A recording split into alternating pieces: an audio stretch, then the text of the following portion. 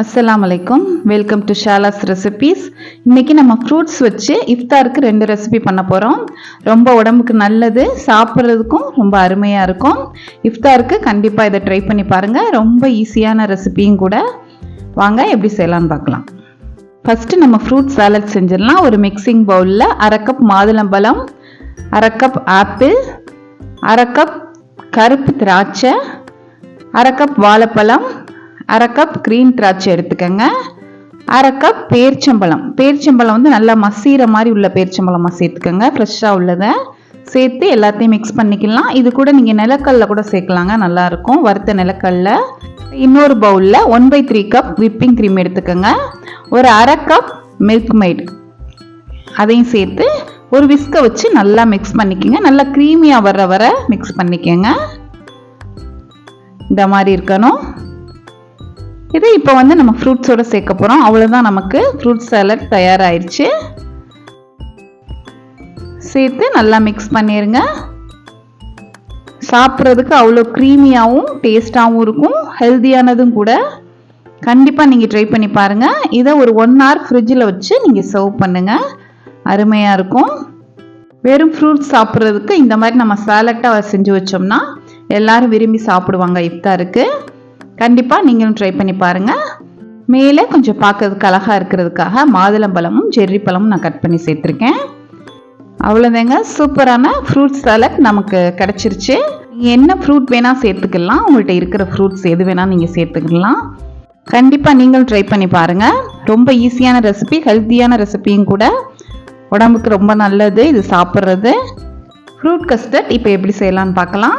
Homemade custard powder வீடியோவில் நான் upload பண்ணியிருக்கேன், நீங்கள் செக் பண்ணி பார்த்துக்கோங்க.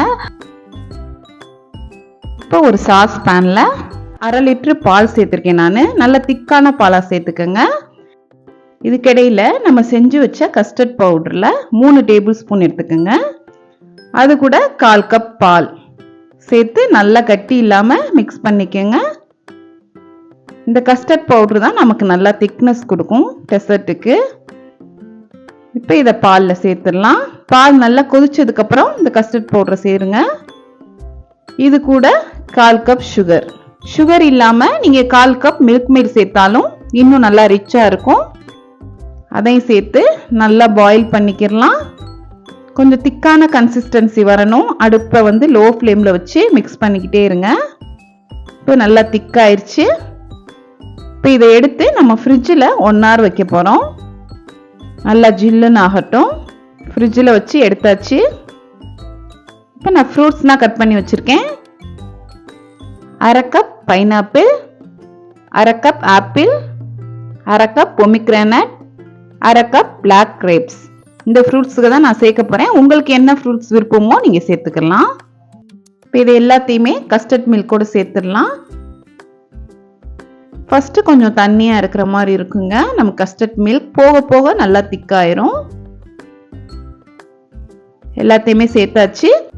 இது கூட 1/2 கப் பனானா, ஆப்ஷனல் தான், வேண்டானா விட்டுடலாம். இப்போ எல்லாத்தையும் சேர்த்து நல்லா மிக்ஸ் பண்ணிடுங்க. அவ்வளவுதாங்க, சூப்பரான ஃப்ரூட் டெசர்ட் நமக்கு தயாராகிடுச்சு.